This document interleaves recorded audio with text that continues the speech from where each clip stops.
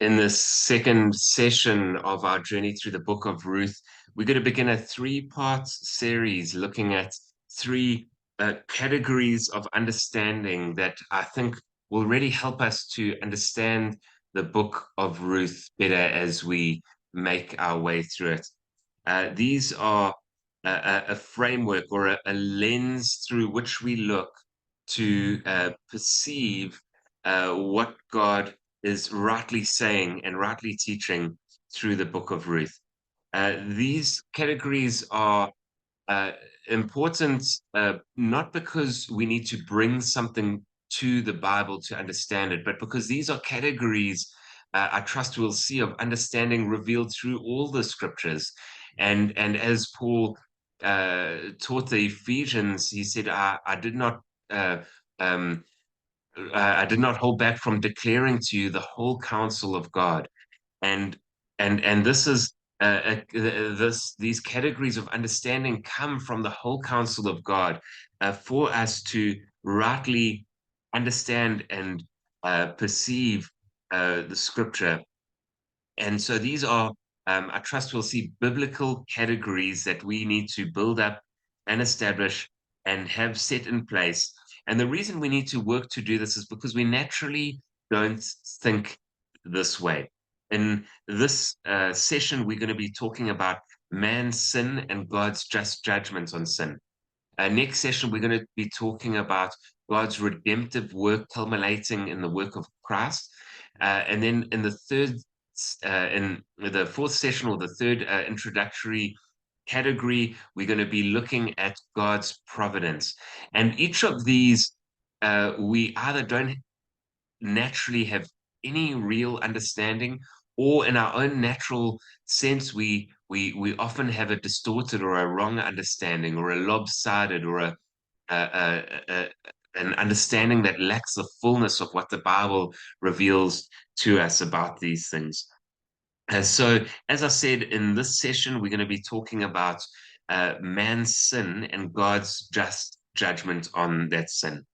And the reason this is important is because, as we'll see in a couple of sessions' time, as we dive into chapter one, that this book is set in a dark time in Israel. It opens in Ruth chapter 1, verse 1, saying, during the time of the judges. And in this time of the judges, if you turn back one page in your Bible to Judges chapter 21, verse 25, there's something of a summary statement describing that time in Israel. It says, in those days, there was no king in Israel.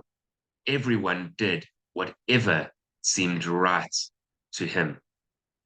Now, that is a terrible state that Israel found themselves in. Whatever anyone felt was right to do, they went with that. And as you read through the book of Judges, you see some very dark and disturbing and horrifying stories actually that come through in that time, which I think we have seen outworked all through history, and we see something of man's sinfulness and at the same time God's just judgment on that sin coming through.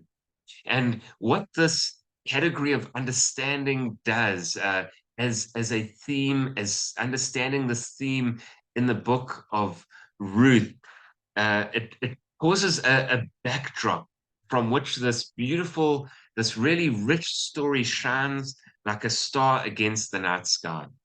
I love the old analogy of um, when you go to a jeweler and they want to show you a diamond that they're going to set in a ring for you if you are going to buy an engagement ring for your fiance, for your wife to be, you will go there and they won't just give you the diamond to look at, but they'll first put out a black piece of velvet and they'll put the diamond on that, and you will against that dark backdrop, be able to see the diamond and to see its beauties and perfections. And something of that is outworked even in the story of the book of Ruth. Understanding this dark backdrop gives us a better understanding of the beauty that is within the book of Ruth. Now, Some of us might hear this and think, why focus on sin? Why should we have a focus on sin and God's judgment on that sin? Well, I want to say, first of all, that I don't think we should focus on sin. I don't think it should be a something that we are fixated or focused on. But I do think we should be aware of it. We should understand the depth and the horror of sin. You see, when we seek to understand and grow in our understanding of things and what we talk about and how often we talk about them, we must get our guidance from the scriptures.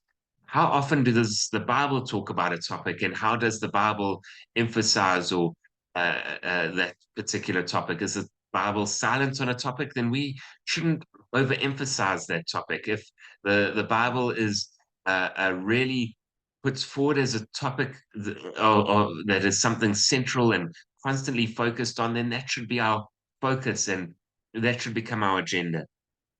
Um, but we need to understand the depth and the horror of sin, because to understand man's sinfulness is is critical, because if we don't understand this, we can't fully understand God's judgment.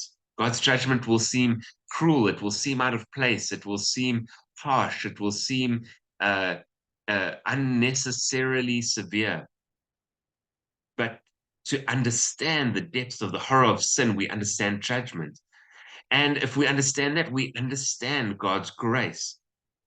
If we understand how holy God is, if we understand how unlike us He is, if we understand how perfect and righteous and pure and spotless He is, then we will better understand His mercy and the riches of His loving kindness towards us. So even if we look at the core centrality of the gospel, which is the redeeming work of Christ, this becomes hollow, becomes empty, it becomes shallow apart from understanding this rightly. So as we think about uh, sin, there are three um, uh, terms or phrases or understandings that I think we should have to understand sin. Firstly, that is original sin.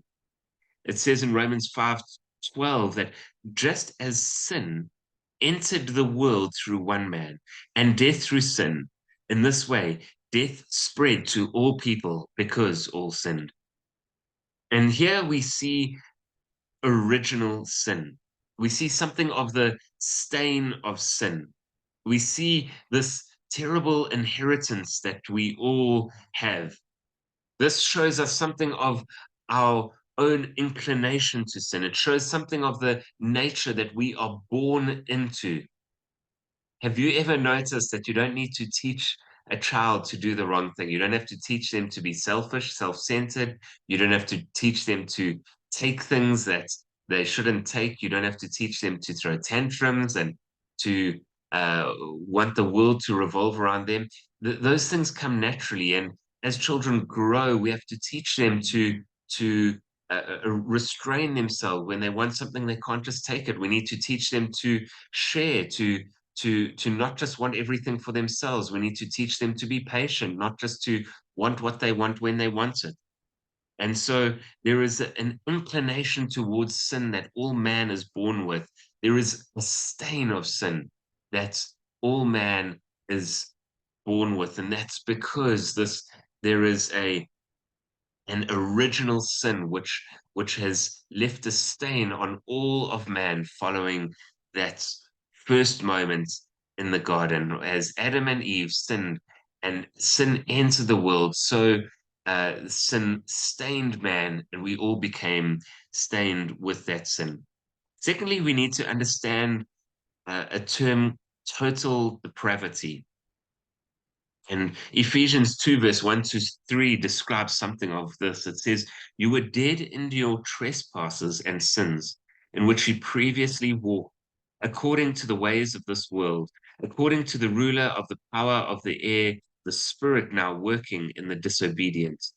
We all too previously lived among them in our fleshly desires, carrying out the inclinations of our flesh and thoughts, and we were by nature children under wrath, as the others were also. And flowing from the sinful nature is total depravity. First, let me describe what this doesn't mean. It doesn't mean that we find ourselves in a condition where man is as corrupt as man could be. It doesn't mean that the world is as bad as it could be. It doesn't mean that every possible sin that could be committed is committed or has been committed. But what it does describe is that every part of man is corrupt in some way or other. God's common grace is at work in the world in many ways to act like a, a dam wall that holds back the floodgates of sin. It holds back the fullness of sin flowing into the world and affecting our lives in its fullness. But while that a floodgate is holding back the fullness of sin, the truth is, everywhere you go in all things, there is corruption and there is sin. And that total depravity means that there is this sin has seeped everywhere and affected every part of the world. Lastly, there is a term describing something, an element of the sinfulness, which is the term inability. So we've spoken about original sin that we are born with, that came from Adam. We've spoken about total depravity, which flows from this place and affects every part of the world and every part of our lives, stained in some way or other. And then it talks about there's this understanding of inability. Romans 3, verse 10 to 12 says, there is no one righteous, not even one. There is no one who understands. There is no one who seeks God. All have turned away. All alike have become worthless. There is no one who does good, not even one. And this describes something of the inability of man because of the sinful nature. And the way I like to think about it is that water left on its own will always flow directly to the lowest point in the path of least resistance.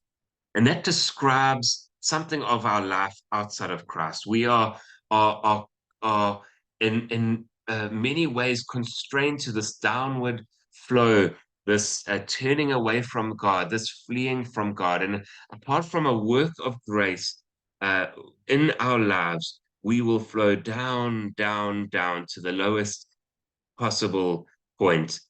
And that is something of the inability we all recognize this.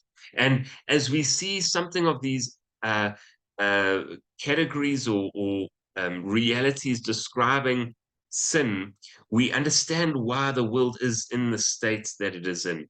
We understand terrorism, racism, indifference, corruption, greed, and every abuse and where these originate from.